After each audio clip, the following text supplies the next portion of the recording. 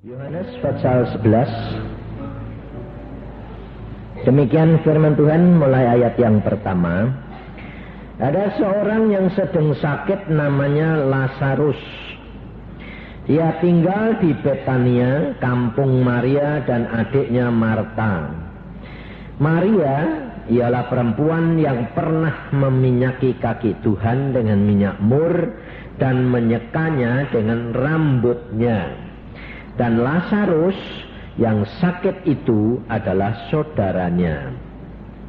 Kedua perempuan itu mengirim kabar kepada Yesus, "Tuhan, dia yang engkau kasihi sakit." Ketika Yesus mendengar kabar itu, ia berkata, "Penyakit itu tidak akan membawa kematian, tetapi akan menyatakan kemuliaan Allah. Sebab oleh penyakit itu anak Allah akan dimuliakan." Yesus memang mengasihi Marta dan kakaknya dan Lazarus. Namun setelah didengarnya bahwa Lazarus sakit, ia sengaja tinggal 2 hari lagi di tempat di mana ia berada. Tetapi sesudah itu ia berkata kepada murid-muridnya, "Mari kita kembali lagi ke Yudea." Murid-murid itu berkata kepadanya, "Rabi, baru-baru ini orang-orang Yahudi mencoba melempari engkau. Masih maukah engkau kembali ke sana?" Jawab Yesus, "Bukankah ada 12 jam dalam satu hari? Siapa yang berjalan pada siang hari kakinya tidak terantuk, karena ia melihat terang dunia ini. Tetapi jikalau seorang berjalan pada malam hari, kakinya terantuk, karena terang tidak ada di dalam dirinya." Demikianlah perkataannya, dan sudah itu ia berkata kepada mereka, "Lazarus, saudara kita, telah tertidur, tetapi aku pergi ke sana untuk membangunkan dia dari tidurnya." Sampai di sini. Saudara, peristiwa ini memberikan pelajaran kepada kita, saudara. Bagaimana saudara dan saya hidup menjadi orang-orang yang menjadi anak-anak Allah. Kita kerap kali melihat firman Tuhan dan di Yesus Tuhan dari sisi Allah. Saudara dan saya harus belajar dari Tuhan Yesus, dari sisi manusia. Sebabnya saudara, Tuhan Yesus pada waktu di dalam dunia selalu dia berkata anak Allah atau anak manusia? Anak manusia. Kenapa dia selalu mengatakan anak manusia? Padahal dia sebetulnya anak Allah. Saudara dan saya kalau mau terkenal, kalau mau mengadakan sesuatu, umpamanya mau menjaring jiwa-jiwa, mau supaya orang banyak bertobat, kira-kira kalau ngadakan advertensi, cerita yang lemahnya atau yang kuatnya? Iya, kuatnya. Contohnya kalau kita mau ngadakan KKR, di brosurnya bilang apa? Ini hamba Tuhan dipakai untuk membangkitkan orang mati. Betul? Ya toh? Jadi kuatnya toh, bukan lemahnya toh. Tapi belajar dari Yesus. Yesus dia anak Allah dan anak manusia. Yang diomongkan selalu yang lemah atau yang kuat? Yang lemah. Aku anak manusia, aku anak manusia. Sebab saudara, kalau Tuhan Yesus mau membuat orang itu bertobat, gampang. Dia cuma mengatakan, "Aku anak Allah." Lalu dia mengatakan mujizat, bangkit, sembuh. Lalu tidak punya makan, tak kasih makan. Tidak punya duit, tak kasih duit. Semua orang ikut tak? Bertobat tak? Tapi kenapa Tuhan Yesus kok tidak mau? Nah, ini masalahnya saudara. Maka dari itu kita mesti belajar dari Tuhan Yesus. Sebab saudara tahu, pertobatan itu karunia. Ya toh? Saudara bisa menobatkan orang? Nggak bisa. Tuh, coba baca di dalam Yohanes, supaya saudara dan saya itu tahu. Jadi kita itu mesti benar-benar belajar dari Tuhan Yesus, supaya saudara itu cara kerjanya seperti Tuhan Yesus. Yohanes 6 ayat yang ke 64, 65 dan 66. Tetapi di antaramu ada yang tidak percaya. Sebab Yesus tahu dari semula siapa yang tidak percaya dan siapa yang akan menyerahkan dia. Lalu ia berkata, sebab itu telah kukatakan kepadamu, tidak ada seorang pun dapat datang kepadaku kalau Bapa tidak mengaruniakannya kepadanya. Mulai dari waktu itu banyak murid-muridnya mengundurkan diri dan tidak lagi mengikut dia. Loh. Tuhan Yesus sendiri waktu orang lain banyak mengikut dia, tapi pada waktu Tuhan Yesus berbicara perkara makan tubuhnya dan minum darahnya, orang-orang tidak bisa percaya, saudara. Mereka meninggalkan Yesus karena apa? Perkataan Yesus tidak bisa dimengerti, ditangkap. Kata-katanya itu ngayal. Suruh makan dagingnya, suruh minum darahnya, piye? Nah, kita itu kalau baca Alkitab, kerap kali juga tidak bisa mengerti Tuhan Yesus, saudara. Kata-kata Tuhan itu bukan seperti kata-kata kita. Maka dari itu, saudara, tanpa Roh Kudus, saudara tidak akan mengerti firman Tuhan. Saudara bisa mengerti mengenai akal, tetapi mengenai tafsir, pikiran-pikiran manusia. Makanya saya selalu katakan, kalau saudara jadi orang Kristen, saudara harus baca Alkitab sendiri. Saudara harus mengalami akan firman itu. Jangan sekedar cuma dengar, lebih-lebih dengar kesaksian. Saudara ini terus terang jadi orang Kristen dulu, lebih senang dengar kesaksian daripada ngalami firman. Coba contohnya saya tanya, saudara senang ngalami atau senang dengar? Pasti kalau di sini itu loh, di dalam gereja ini, tanyain mesti senengnya apa? Seneng ngalami, betul? Betul? Seneng ngalami tak? Karena apa? Karena saudara belum ngerti. Ngalami firman itu enak enggak? Ngalami mujizat. Mujizat apa? Sembuh dari sakit. Sakit apa? Kanker. Kanker dulu atau sembuh dulu? Nah terus kankernya mau enggak? Kankernya enggak mau, sembuhnya yang disembuhke apake? Lah ini loh saudara. Saudara itu jadi orang Kristen, kalau sedang tidak ada apa-apa, gampang. Kelihatannya itu imannya kuat. Cinta Yesus. Itu biasa. Tapi kalau engkau tahu imanmu itu benar apa enggak, kuat apa enggak, kamu dibawa masuk ke pencobaan, ke penderitaan, itu baru kelihatan. Makanya saya berkata, iman tanpa penderitaan tidak akan menjadi sempurna. Kasih tanpa penderitaan tidak menjadi sempurna.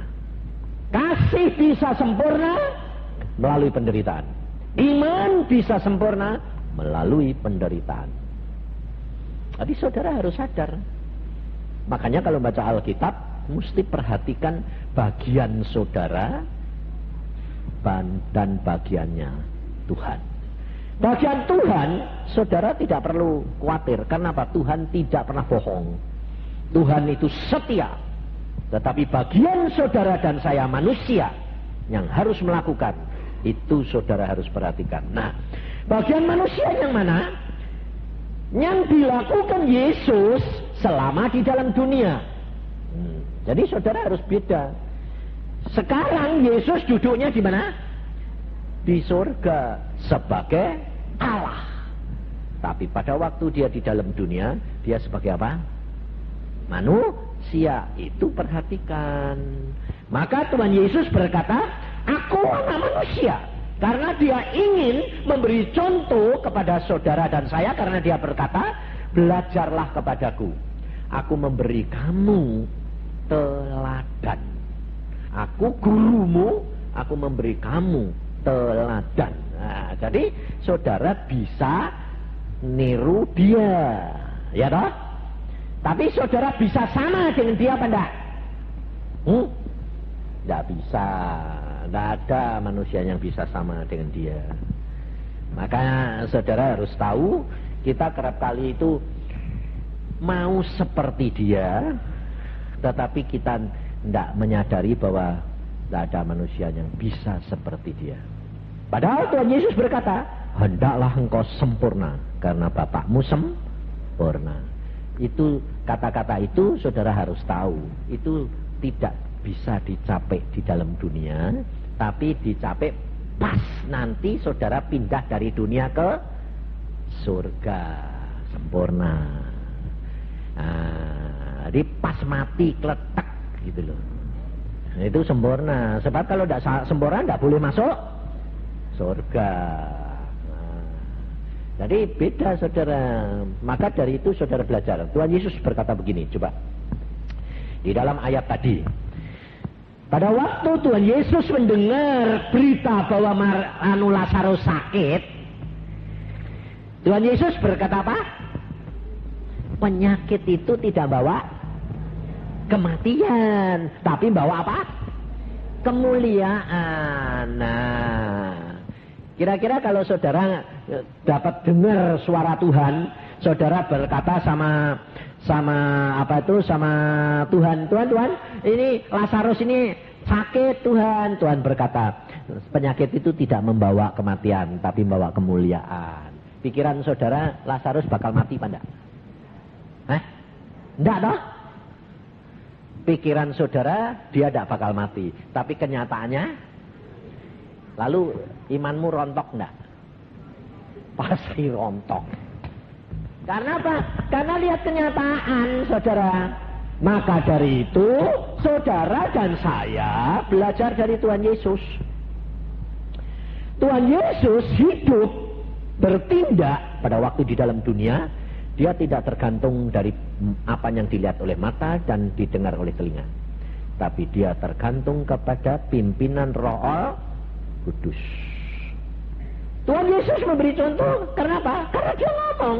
Kalau saudara dan saya percaya kepada dia, saudara dan saya akan melakukan perkara-perkara yang Yesus lakukan. Bahkan dikatakan lebih besar loh. Berarti kamu kalau dikatakan kamu akan melakukan perkara-perkara yang lebih besar daripada yang aku lakukan, berarti hebat kamu atau hebat Yesus? Ya hebat Yesus, tetap jangan bilang hebat kamu. Sebab yang melakukan siapa? Roh Kudus, bukan kamu. Nah, Yesus pada waktu di dalam dunia yang melakukan mujizat Yesus atau Roh Kudus? Baca di Lukas. Makanya Tuhan Yesus itu bilang anak manusia itu supaya saudara itu tahu. Dan dia berkata, aku memberi contoh dan teladan. Baca Lukas 5 ayat 17. Pada suatu hari ketika Yesus mengajar, ada beberapa orang Farisi dan ahli Taurat duduk mendengarkannya. Mereka datang dari semua desa di Galilea dan Yudea dan di Yerusalem. Kuasa Tuhan menyertai siapa? Yesus. Sehingga Yesus dapat menyembuhkan orang sakit. Siapa yang ngadake mujizat siapa? Kuasa Tuhan. Kuasa Tuhan itu siapa? Roh Kudus. Makanya Yesus berkata, kalau engkau percaya kepadaku, engkau akan melakukan perkara-perkara yang seperti aku lakukan, bahkan lebih besar. Bukan berarti saudara lebih dari Yesus, tapi apa yang dilakukan oleh Roh Kudus melalui Yesus sama dengan Roh Kudus yang melalui kita. Mengapa saudara Tuhan Yesus berkata, kamu akan melakukan perkara-perkara yang lebih besar? Sebab apa?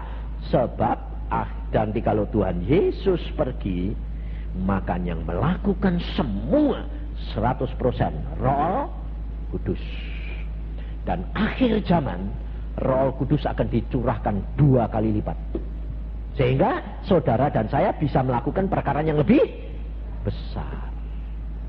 Contohnya, Tuhan Yesus pada waktu di dalam dunia, Tuhan jalan, kena bayangannya saja orang-orang sembuh pada. Sembuh? Ngawur. Enggak ada. Alkitab bilang Yesus jalan, bayangannya menyembuhin orang. Enggak ada. Yesus bertindak selalu sembuh. Didoain baru sembuh. Tapi Petrus enggak usah doain. Petrus jalan, orang sakit di pinggir jalan, dia lewat, bayangannya sembuh. Loh, Petrus bisa, ada ayatnya. Terus ngawur, makanya baca Alkitab bener. Jadi sebetulnya Petrus sama Tuhan Yesus hebat mana? Ya hebat Yesus tetap sama. Wong yang hebat itu siapa? Roh Kudus. Ngawur, hebat Petrus. Kalau kamu bilang hebat Petrus ya berarti cara berpikirmu tetap kayak manusia meneh. Saudara, makanya saudara, jangan terpancang kepada orang yang dipakai Tuhan berkarunia lalu dia bisa membuat mujizat. Jangan terpancang kepada manusiawinya. Sebab apa? Sebab kalau kamu terikat sama terpesona kepada manusianya, saudara itu memasang tali gantungan. Buat siapa? Buat dirimu sendiri. Betul, kamu sendiri sama hamba Tuhan yang dipakai. Dua-dua mau pasangi tali gantungan. Buat dirimu sendiri kenapa? Karena Tuhan berkata, terkutuk orang yang berharap pada manusia. Jadi buat dirimu sendiri terkutuk, Pak. Tapi buat hamba Tuhan celaka. Karena apa? Kalau orang itu lebih percaya sama kamu, Tuhan Yesusnya cemburu. Lalu dia bilang, kamu ya yang bisa membuat itu. Bukan, hanya tanya kamu yang dihargai, kamu yang dipuji-puji. Rasain lu nyuri kemuliaanku. Ditendang oleh Tuhan. Saudara, maka dari itu hati-hati. Maka kerap kali saya itu kalau melayani anak-anak Tuhan, saya itu galak, saudara.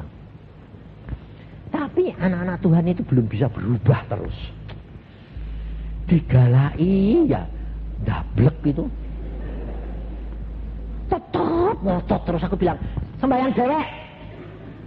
Dia bilang, loh Pak, tidak bisa sembahyang. Banyak saudara yang selalu bilang gitu. Sembahyang dewek. Tidak bisa sembahyang, Pak. Sembahyang kok tidak bisa. Sembahyang itu bukan nyusun kata-kata, bukan ngomong apa adanya itu loh sama bapakmu. Makanya ada orang, kemarin saya ditemui orang Kediri itu. Ada orang yang tidak ada di sini. Dia bilang gini, saya Pak, ini loh yang telepon sama kamu, sama Pak Yusa. Terus, nah ini suamiku ini loh. Ini ginjalnya jebol, dokter bilang harus operasi. Saya sudah kepepet Pak, Singapura bilang harus begini. Saya telepon Pak Yusa malah marah. Saya dimarahi. Sembahyang cewek. Saya ini sudah kebingungan Bapak Yusa. Terus, Pak Yusa cuma bilang, baca Alkitab, sembahyang. Pasti Tuhan jawab. Karena saya sudah dimarahi gitu ya saya jalanin aja. Ternyata Tuhan luar biasa Pak. Saya baca Alkitab, saya berdoa. Seminggu kemudian dokter bilang apa? Sembuh. Ngalami dah? Iya. Kalau udah ngalami tidak percaya ya Pak. Ini rasain tuh.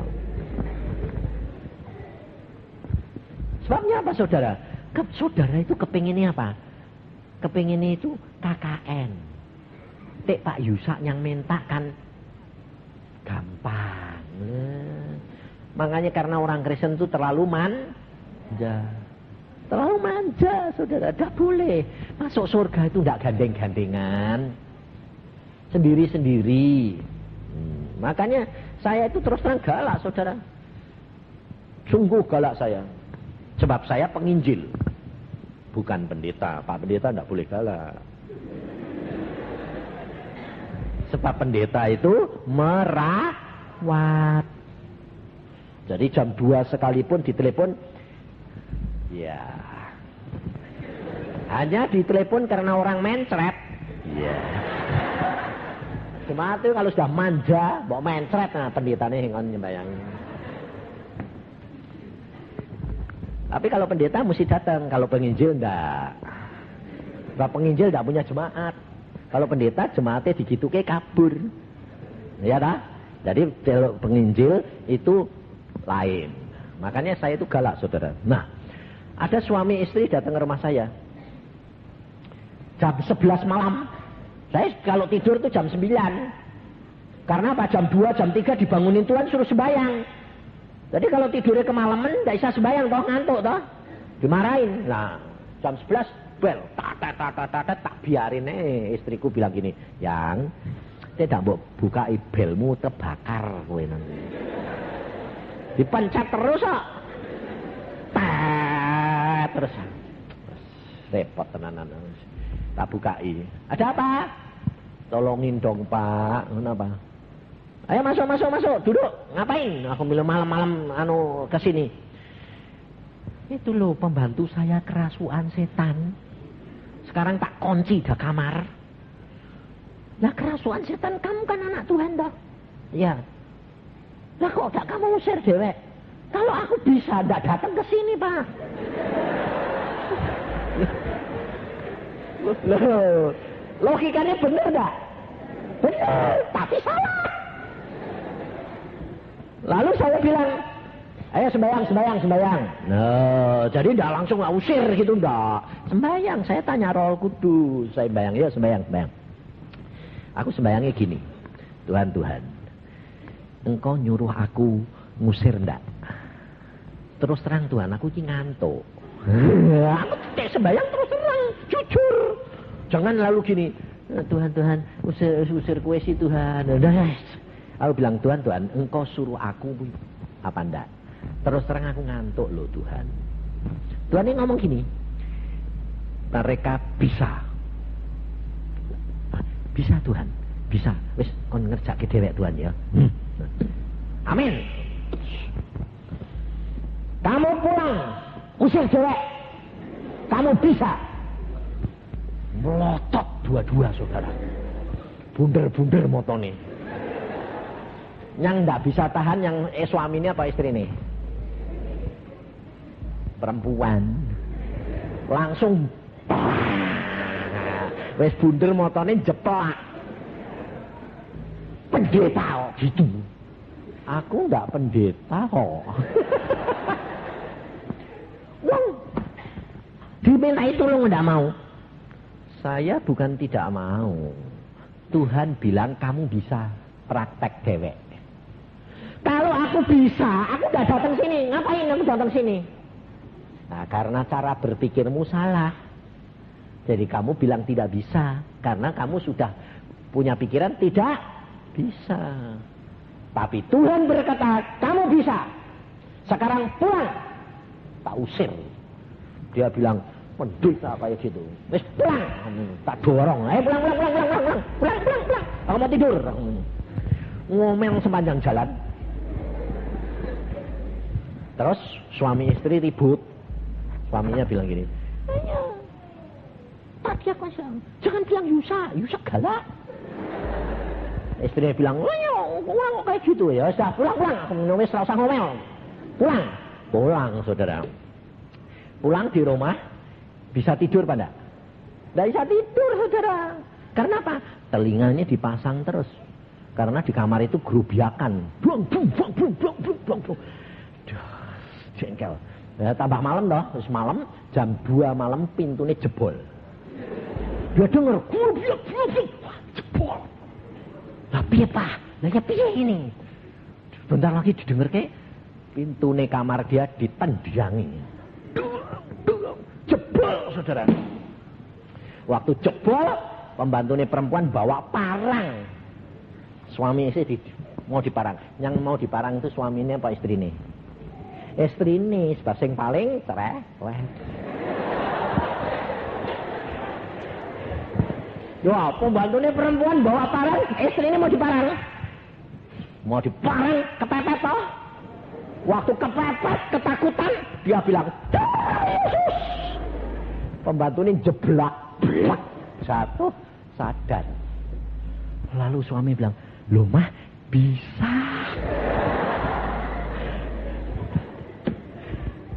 Pembantunya sadar, saudara.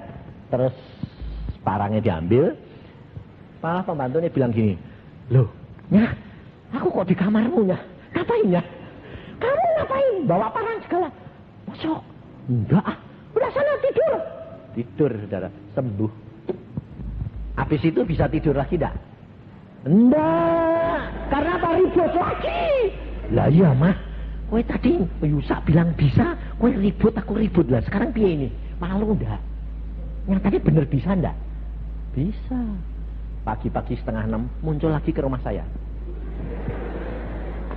Ngetet meneh, tak pikir sapa toh? Nyonya itu meneh. Waduh repot. Aku pikirannya sudah negatif toh ya. Oh, usah habis maki-maki ya. Sih. Kok meneh wah repot iki. Tak bukai. Ada apa? Suaranya sudah halus.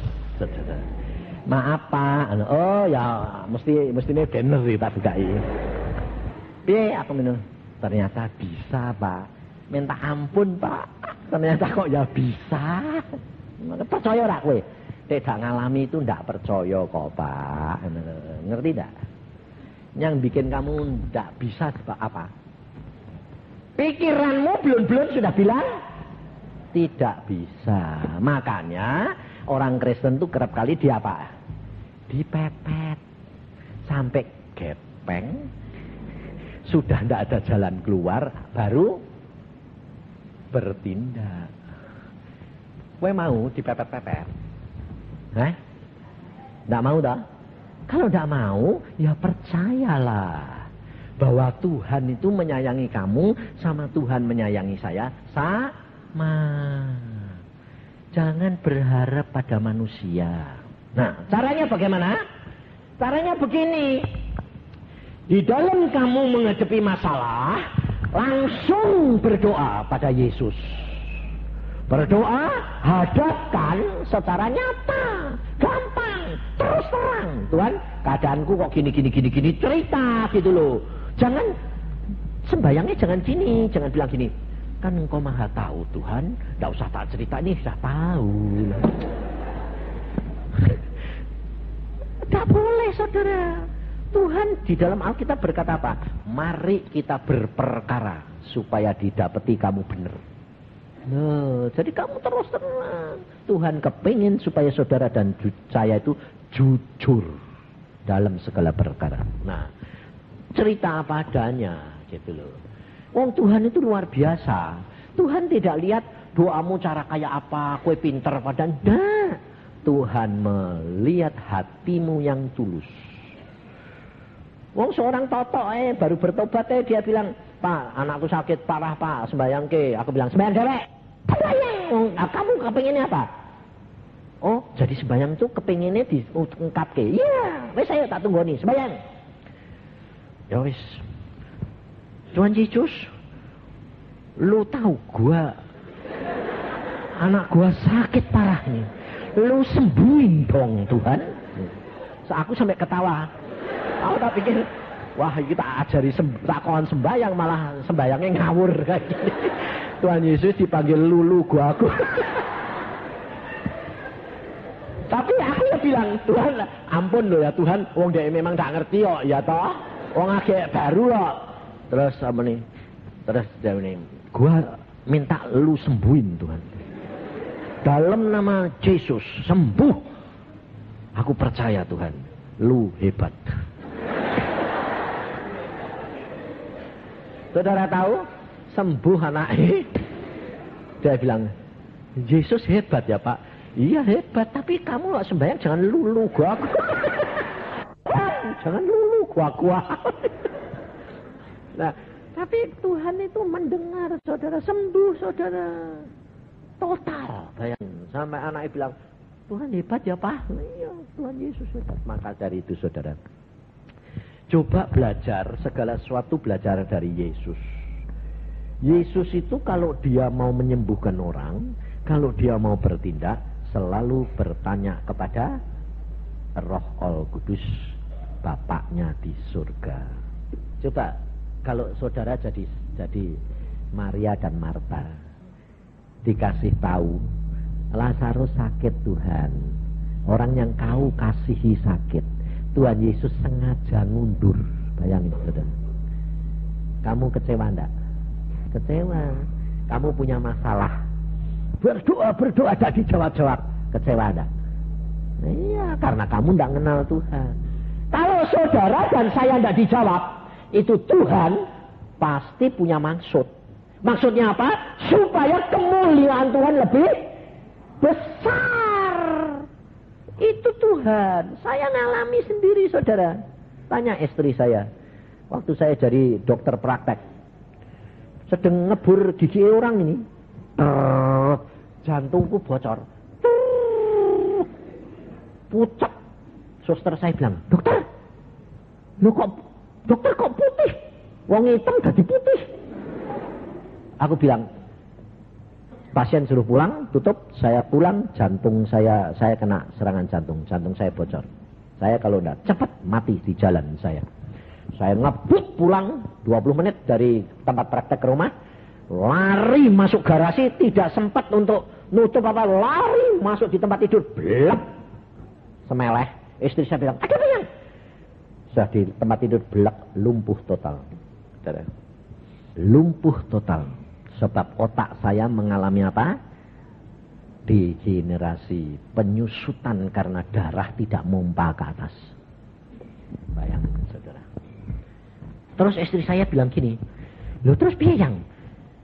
Kamu percuma, panggil dokter juga percuma. Kenapa? Pasti dokter tidak bisa apa-apa. Kalau sudah gini, wong lumpuh sudah total loh yang. Udah semuanya, tidak bisa jalan. Aku cuma bisa ngomong, mataku bisa melek-melek, tapi gerakin tangan sudah tidak bisa yang. Loh kamu lumpuh total ini. Nah terus piye? Saya bilang, kamu sembayang, ngucap syukur. Loh aku jangan mau tinggal mati loh. Aku bilang, mati hidup di dalam tangannya Tuhan. Anakmu masih kecil-kecil, burung dikasih makan, masa kamu tidak percaya kamu dikasih makan? Ya tapi yang, ya seorang tapi sembayang. Sampai jam 2, jam 5 pagi sore, sampai jam kan malam dia sembahyang jam sebelah saya tidur, sembahyang sambil tiduran. Jam 1, jam 2 sudah ketiduran atau capek toh ya. Wes beneran Tuhan, aku pulang nanti jadi tidak usah lihat.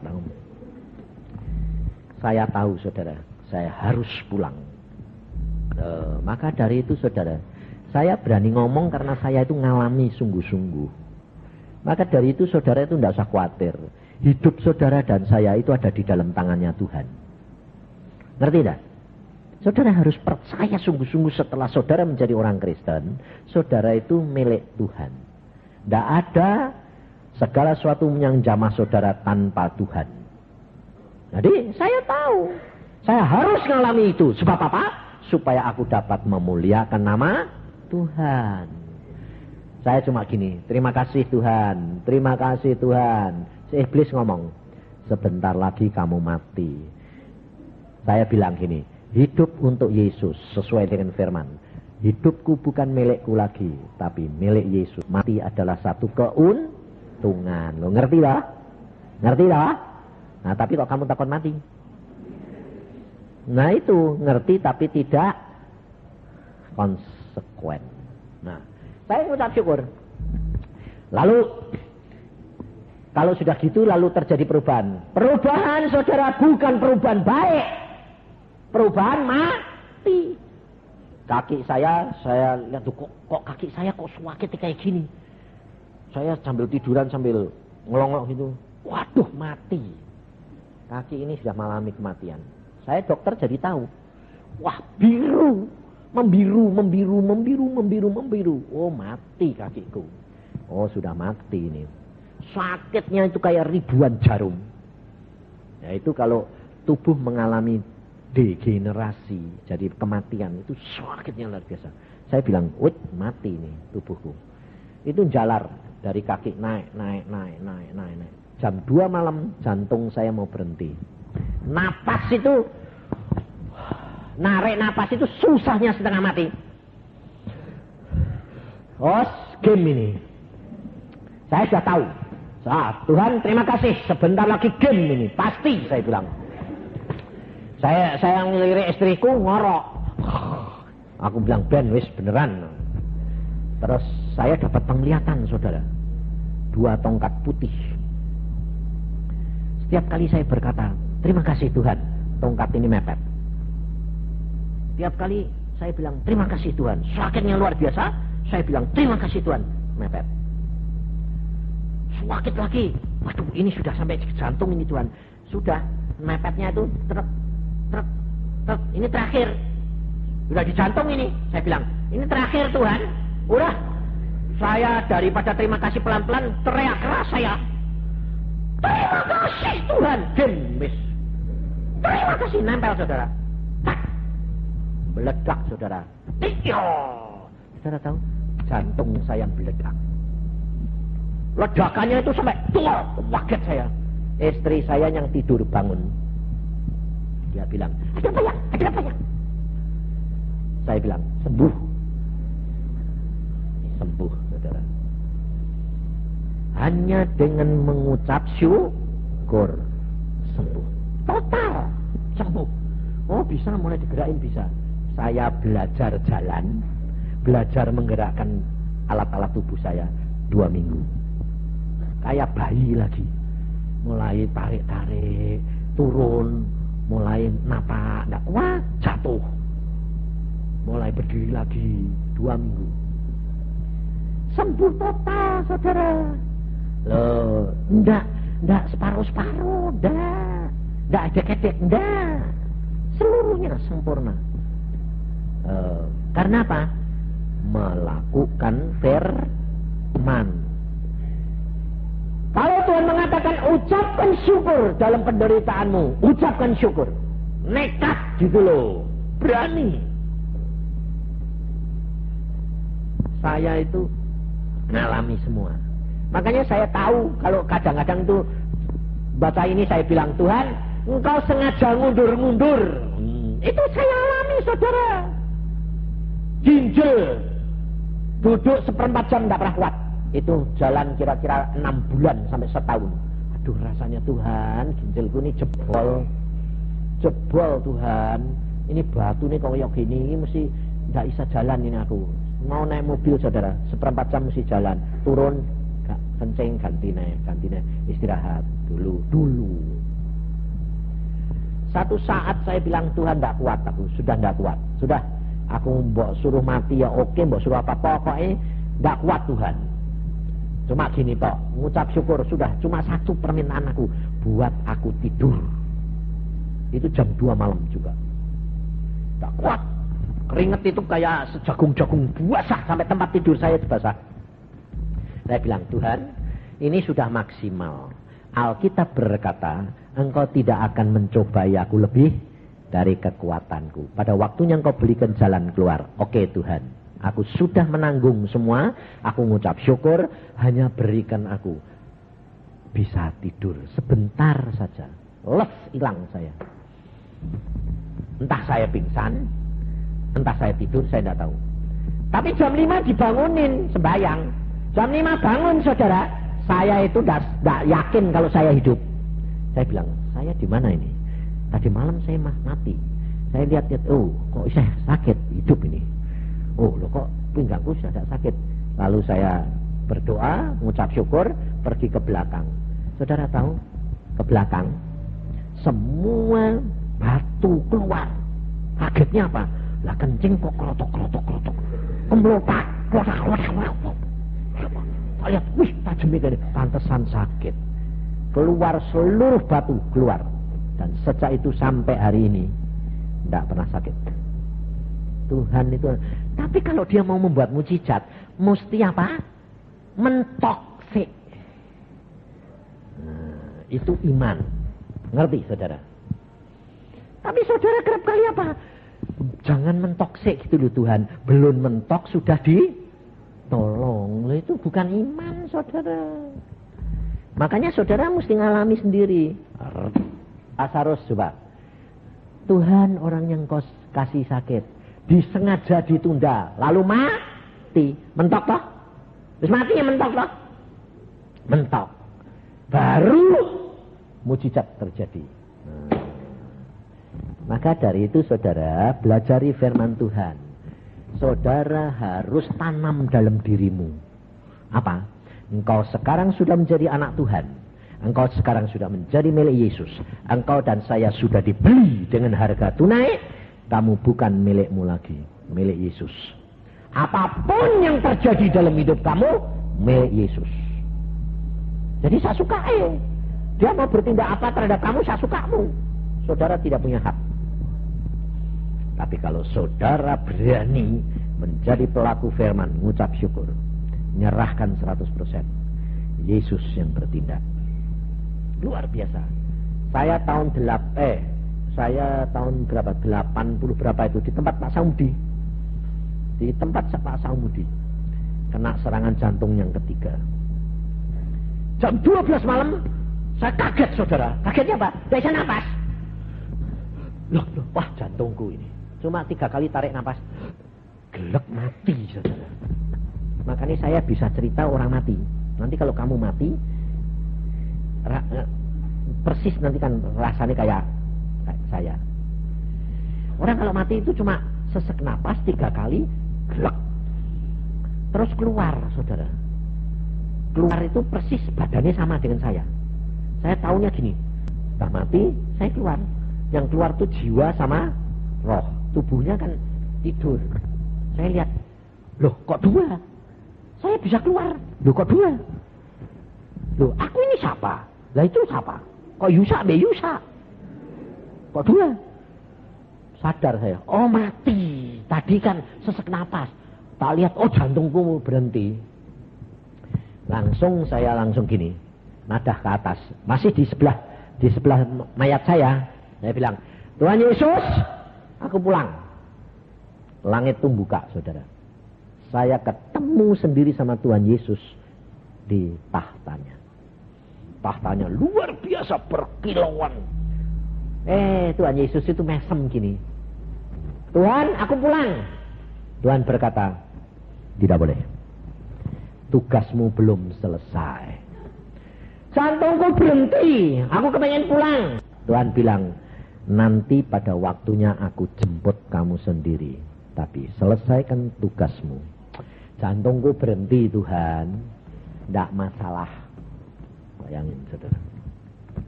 Jantung berhenti kok tidak masalah.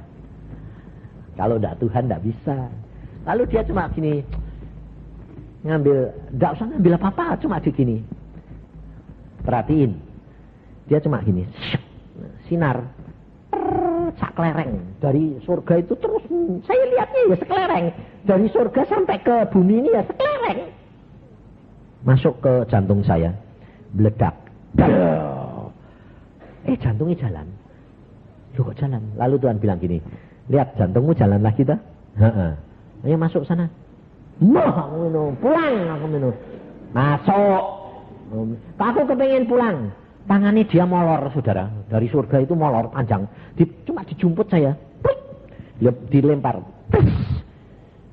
Bangun saya. Bangkit. Sayang. Bangkit saya. Hidup lagi. Aku ini Tuhan kepengen pulang kok.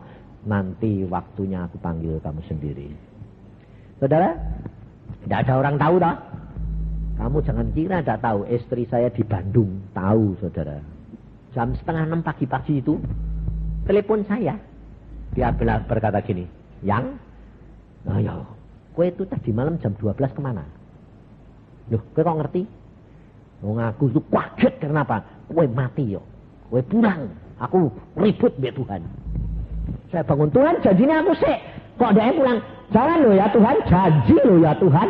Dia ini mati ya Tuhan di sana. Dia tahu saudara. Nah, jadi jangan khawatir saudara. Suami istri itu satu. Kalau ada apa-apa pasti diberi tahu. Jadi tidak usah pusing. Tidak usah ribut. Tuhanmu lebih tahu. Makanya aku bilang, ya betul, tadi malam jam 12 aku mati.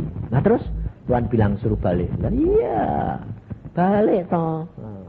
Nah, Makanya dari itu saudara, tidak usah takut, tidak usah khawatir. Hidup kekristenanmu semua ada di dalam tangan Dia. Tapi yang menjadi penghambat apa? Cara berpikirmu yang kurang percaya. Itu yang menyebabkan Tuhan tidak bisa berkarya dalam hidup saudara dan saya. Tapi kalau saudara percaya, serahkan, tunggu waktunya Tuhan, Dia berbicara, lakukan, semua akan jadi. Karena Dia Allah yang luar biasa, ajaib sungguh. Saya ngalami saudara, anak-anak, istri, apa saja saya ngalami. Mati, hidup lagi. Istri saya, ibu saya itu diundur mati, diundur 3 kali. Waktu di Jepara, ibu saya ditelepon sama saudara-saudara saya. Papa, Sin pulang. Kenapa? Mamah koma. Sudah seminggu. Dan semua anak-anak sudah datang karena dokter berkata, dia pasti mati. Diabetes. Koma. Seminggu. Dokter bilang, pasti mati. Tinggal tunggu anaknya yang terakhir. Yang belum pulang saya. Saya sembahyang. Tuhan, aku harus pulang enggak? Loh, saya selalu meskipun ibuku dewek, yang saya sayangi, tetap saya tanya Tuhan. Sebab saya belajar dari Tuhan Yesus. Saya doa gini, Tuhan, aku boleh pulang sekarang. Tuhan jawabnya gini, kalau kamu pulang sekarang, ibumu, kamu datang langsung ibumu mati. Loh, kenapa Tuhan? Sebab aku mau supaya kamu menyelesaikan tugasmu dalam penginjilan. Oh ya wes, gak pulang saudara saya. Kakak saya marah. Dia bilang gini, telepon anak Puthal, mamai sakit, tinggal nunggu kamu mau mati. Ini ndak mati-mati karena kamu ndak datang. Lah saya jawabnya malah ketak balik. Cici, kamu kepingin mamah mati atau hidup? Ya hidup kalau bisa. Jangan suruh aku pulang. Loh kenapa? Tuhan ngomong kalau aku pulang sekarang, mamah mati sekarang. Ya wis, jangan pulang. Jadi diwalik malah kantuk mulai saya ini saudara. Jadi saya tidak pulang. 2 minggu kemudian Tuhan ngomong, sudah selesai pelayanan. Tuhan bilang, sekarang kamu pulang dengan istri dan anak-anakmu dan bangunkan ibumu. Sudah, saya pulang sampai di Jepara. Saya tidak langsung nemuin mama. Nah ini loh saudara, pulang sampai itu jangan masuk menemui mamahmu. Masuk kamar sembayang dulu. Tuhan, terima kasih aku sudah sampai sini. Apa yang aku harus lakukan Tuhan? Loh, Tuhan ngomong-ngomong, pergi ke kamar mamahmu, bangunin. Ya sudah. Aku pergi ke sana, papa, mama, dan adik-adik ada. Saya bilang, Mah, tak cablek gitu tok dodone. Mah, bangun. Melek. Loh, kok teko nang. Lalu tadi saya bilang, anak lanang teko terus tangi. Kok anak lanang teko? Tuhan Yesus yang membangkitkan. Melek saudara. Kok teko nang?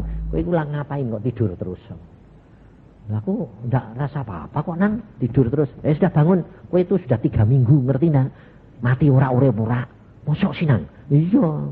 Lah kowe itu nakal apa? Kencing manis tapi enggak mau diet. Mangan itu nasi tart. Kayak minum mesti pakai setrup.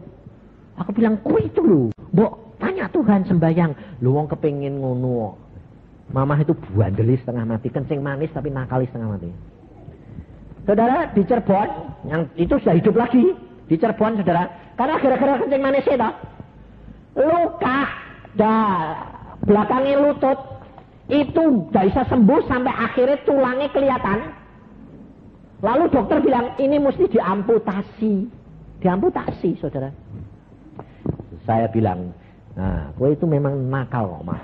Wong wis ngerti kencing manis kok ya gulo terus mangane. Awis ben lah nang hidup cuma sekali ya. Aduh tobat aku. Aku bilang, "Mah, kamu kan suka sembahyang baca Alkitab toh?" Ya. Kamu nanti mati kayak Lazarus. Buorokan kabeh ngerti ra aku ngono. Terus bilang gini, jangan Anang, makanya sembahyang dia. Tuhan Yesus, aku bertobat lah. Habis ini aku udah makan setrop. Loh, biasa sederhana mamah itu. Tapi aku udah mau mati kayak Lazarus Tuhan. Ini piye, mosok kakiku mau dipotong? Jangan ya Tuhan ya. Piye ini sembuhin dong Tuhan. Loh, saudara, sembahyangnya sederhana. Tuhan bilang apa? Beli norit. Tahu norit? Buat obat apa? Perut. Obat diare. Beli norit sekaleng. Terus apa? Tempelin di borokmu. Tulangnya kelihatan. Ditempelin norit sablek. Loh, lalu bilang, nah terus piye Tuhan? Tempelkan terus bungkus. Diperban. Jangan dibuka-buka. Dia itu nekat saudara. Beli norit. Sablek. Digerus. Ditempel ke kabeh. Plok. Bungkus. Dibungkus saudara. Dokternya datang. Loh, ini dikasih apa? Norit. Loh, lawang luka terbuka, tulangnya kelihatan. Di norit itu kan malah infeksi. Lah enggak tahu dokter. Tuhan bilang gitu kok. Hah? Yang ngomong siapa? Tuhan. Tuhan yang mana? Tuhan Yesus ini. Lah terus? Loh, tante ini harus dipotong. Jangan dipotong. Biarin aja. Nanti setelah berapa lama kalau Tuhan bilang suruh buka. Kalau jangan dibuka, enggak usah dibuka lah. Enggak diganti-ganti kok. Saudara tahu, 2 minggu kemudian Tuhan bilang, buka. Kembali normal, sembuh. Bayangin, dokternya lihat, ajaib. Awang luka ngangah kayak gitu, tulangnya kelihatan, dipopoki norit. Tapi jangan lalu nurut loh ya nanti. Nanti jangan lalu orang mulai, oh kasih norit. Gue nanti dipisui. Nah, kenapa kok ini bisa sembuh? Karena firman Tuhan. Rema, Tuhan yang nyuruh, lakuin. Jangan lalu gini. Makanya aku bilang, untung mamaku itu wis lebih baik bodoh tapi nurut. Daripada keminter jadi tak nurut. Pikirnya, engko infeksi ngalah, infeksi beda padha wae bakal dipotong, betul lah. Ya yes, nurut Tuhane popoke plok. Nah, waras. Saudara. Dia ngalami mujizat, saya bilang nurut Tuhan, mah, bertobat. Yang penting itu tulus hati, ya. Mau mati, Mama. Sabtu saya mau pergi ke Semarang. Tuhan ini ngomong, kasih selamat jalan sama Mama. Kenapa Tuhan? Minggu depan tak bawa pulang. Mati Tuhan. Yo. Mah. Kowe wis siap? Siapa mah? Pulang. Loh, Tuhan bilang aku mau dijemput. Ya, minggu depan. Oh yo, ya beneran. Ya wis, aku tak siap. Siap ya? Ya wis. Selamat jalan. Tak bakal ketemu, tapi ketemu di surga. Ya? Ya. Papa saya marah, saudara. Sebab aku ngomong sama Mama, Papa denger. Dia bilang, anak edan. Padahal orang Kristen loh. Anak Tuhan yang baik. Sebabnya apa? Tidak mau ketinggalan. Anak edan. Mau mamanya jaluk murid. Enggak. Tuhan bilang minggu depan pulang. Mama bilang, aku sudah siap kok. Saya di Semarang, saudara. Hari Senin. Sembayang di kamar. Loh, jam 1:30 saya sembahyang. Loh, yang buka kamar saya siapa? Tidak ada orang. Kok kamarku dibuka? Aku bilang, Tuhan yang buka kamar saya tadi siapa? Ibumu minta diri. Loh, Mama mau mati Senin. Enggak, besok. Oh, sekarang nemui saya itu minta diri. Nangis aku. Nangis, saudara. Ya kepengen wong anak. Aku bilang gini, Tuhan, aku boleh pulang ngasih selamat jalan. Tuhan ngomong pilih. Kamu mengasihi ibumu atau kamu mengasihi aku? Bayangin saudara. Aku tahu aku mengasihi engkau. Selesaikan tugasmu. Pelayanan. Selasa saya pergi ke Kudus. Saya khotbah. Jam 7 kurang 10 saya lihat mamah terbang. Saya lihat mamah terbang. Sedang khotbah gini, saya lihat mamah terbang. Mamah bilang gini, selamat tinggal anakku, kita ketemu di surga. Saudara tahu? Saya berhenti khotbah sebentar. Selamat jalan mamah. Luar biasa enggak Tuhan itu? Pulang, tanya istri, saya dicari istri saya, enggak ketemu.